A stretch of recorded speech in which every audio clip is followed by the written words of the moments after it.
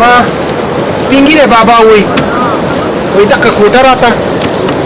د کور یوه دروازه په دا حال شلو الله الله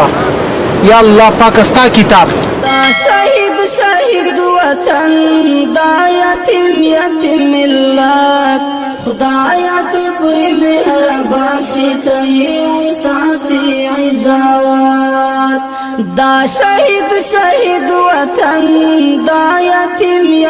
ملت خدایا تو پوری مهربان شي ته یې ساتي عزت الله الله یا الله